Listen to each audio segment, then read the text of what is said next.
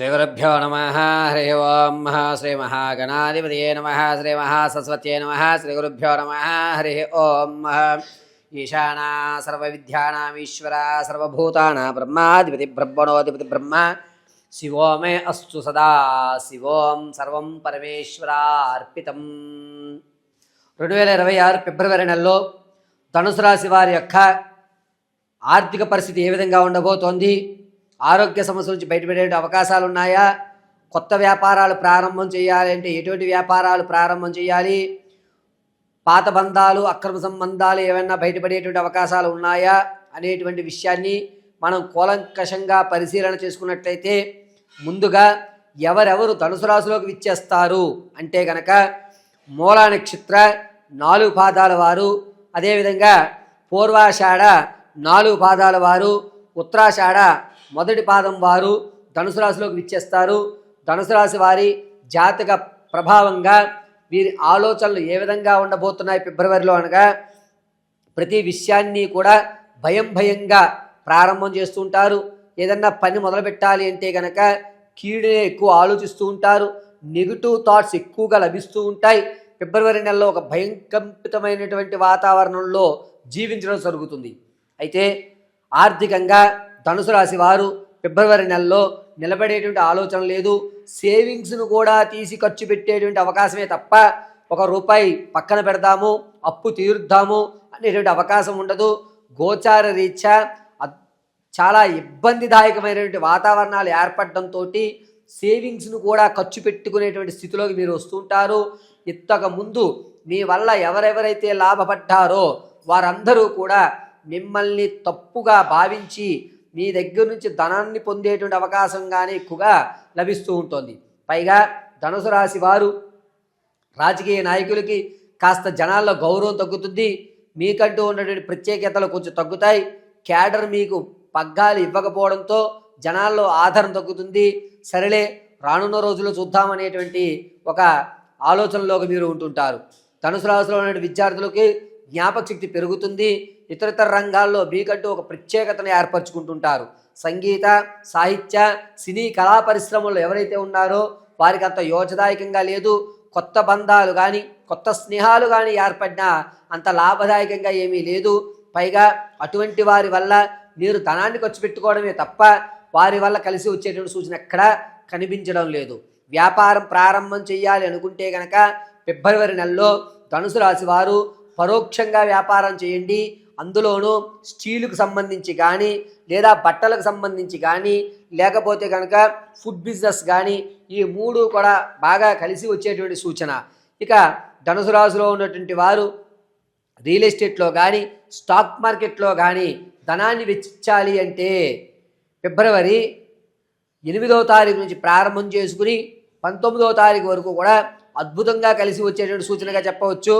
ధనుసు రాశి వారు తమ యొక్క స్థితిగతులు మార్చుకోవాలి అనుకుంటే కనుక ప్రతిరోజు కూడా ఆవుకి గ్రాసం, పచ్చిగడ్డిని పెట్టడం అద్భుతంగా కలిసి వస్తుంది. ఈ ధనుసు రాశిలో ఉన్నటువంటి వారు రియల్ ఎస్టేట్లో కానీ, స్టాక్ మార్కెట్లో కానీ ధనాన్ని వెచ్చించండి.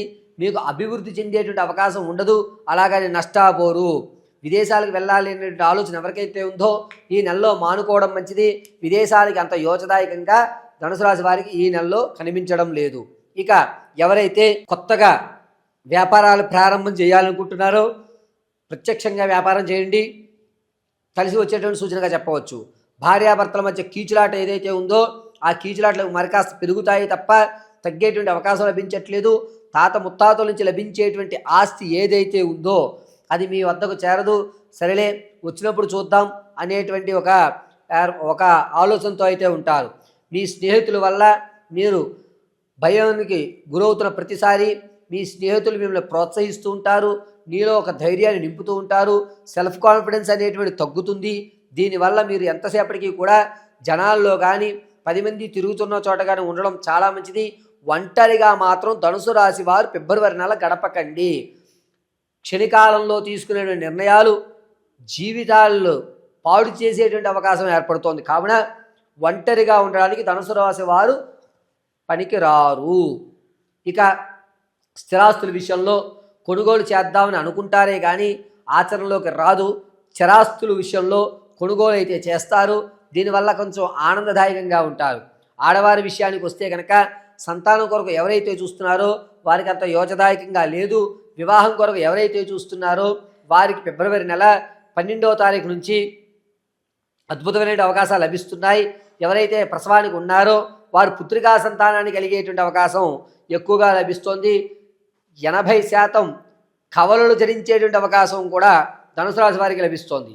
ఇక ధనుసు రాశిలో ఉన్నటువంటి వారు ఆడవారు సమాజంలో కానీ మీ కుటుంబంలో కానీ గౌరవం ఎక్కడైతే మీరు కోల్పోయారో అక్కడ మీకు గౌరవ ప్రదానాలు పెరుగుతున్నాయి. మీ మాటకి విలువ వస్తుంది. మీరు మాట్లాడే ప్రతి మాట కూడా ఖచ్చితం అనేటువంటి నిర్ణయాన్ని తీసుకుంటూ ఉంటారు. ఇక ఆరోగ్య విషయానికి వస్తే కనుక వెన్నెముక విషయంలో చాలా జాగ్రత్తగా ఉండాలి. ప్రమాదం జరిగినప్పుడు వీపు భాగంలో పక్కటెముకలు విరగడం కానీ లేదా వెన్నునాడుల్లో కాస్త ఎయిర్ గ్యాప్ రావడం కానీ జరుగుతూ ఉంటుంది. చాలా జాగ్రత్తగా ధనుసు రాశి వారు ప్రయాణాలు చేయాలి. నిరుద్యోగులకి ఉద్యోగ ప్రాప్తి కలిగేటువంటి అవకాశం చాలా తక్కువగా ఉంది. ఈ నెల కూడా నిరుత్సాహమే అని చెప్పవచ్చు.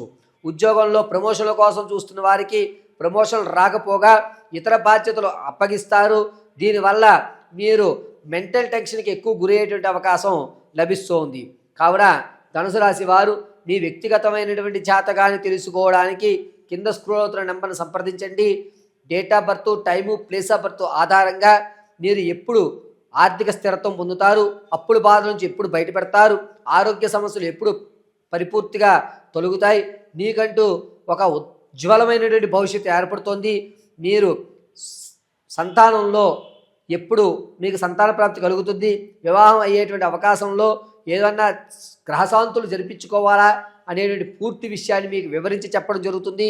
ఒకవేళ date of birth, time, place of birth మీకు తెలియకపోతే కింద స్క్రోల్ అవుతున్న నెంబర్కి మీ ఫోటోని పంపించడం వల్ల మేము అడిగేటువంటి 3 ప్రశ్నలకు మీరు సమాధానం చెప్పడం వల్ల మీ యొక్క పూర్తి జాతకాలు విశదీకరించి మీ యొక్క ఆలోచన ద్వారా ఏ విధంగా మారాలి, ఏ దేవతారాధన చేస్తే మీ యొక్క బంగారు భవిష్యత్తు ఉంటుంది, ఏ విధమైన స్థితిగతులు మీరు మార్చుకుంటారు, అప్పుల బాధ నుంచి ఎప్పుడు బయటపడతారనే పూర్తి విషయాన్ని మీకు విశదీకరించి చెప్పడం జరుగుతుంది.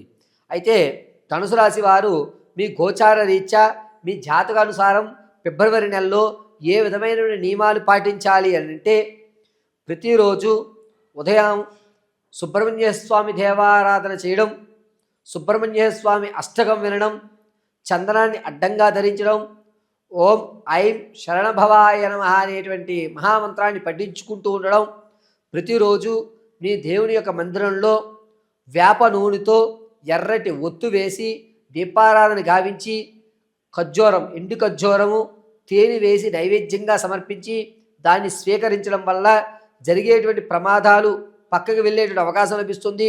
ధనుసు రాశి వారు ఈ ఫిబ్రవరి అంతా కూడా సుబ్రహ్మణ్య స్వామి ఆరాధన చేయడం వల్ల మీ యొక్క స్థితి, మీ యొక్క ఆలోచన విధానాలు రెండూ కూడా మారేటువంటి అవకాశం లభిస్తోంది. ఇక ధనుసు రాశి వారు మీ యొక్క స్థితిని మార్చుకోవాలి, మీ యొక్క ఆలోచన విధానం మారాలి, సమాజంలో మీకంటూ ఒక ప్రత్యేకమైన గౌరవం ఉండాలి అనుకుంటే కనుక ప్రతిరోజు కూడా సుబ్రహ్మణ్య స్వామి దేవారాధన చేయడం, సుబ్రహ్మణ్య స్వామి దేవాలయంలో 28 ప్రదక్షిణలు చేయడం అత్యంత శ్రేయస్కరంగా చెప్పడం జరుగుతుంది. పైగా ఈ ధనుసు రాశి వారు ఈ ఫిబ్రవరి నెలంతా కూడా ఆలోచన ధోరణి భయంగా ఉంటుంది. కాబట్టి సుబ్రహ్మణ్య స్వామి వారి యొక్క పాదాల వద్ద ఉంచినటువంటి ఎర్రటి దారాన్ని సోమవారం సాయంత్రం స్వామివారి పాదాల దగ్గర ఉంచి బుధవారం రోజున ఆ దారాన్ని చేతికి కట్టుకోవడం చాలా ఉత్తమమైనటువంటి విషయం. సుబ్రహ్మణ్య స్వామికి ఇష్టపూర్తమైనటువంటి చిమిలీల్ని మీరు స్వీకరించండి, మనోధైర్యం పొందుతూ ఉంటారు. సర్వం పరమేశ్వరార్పితమస్తు.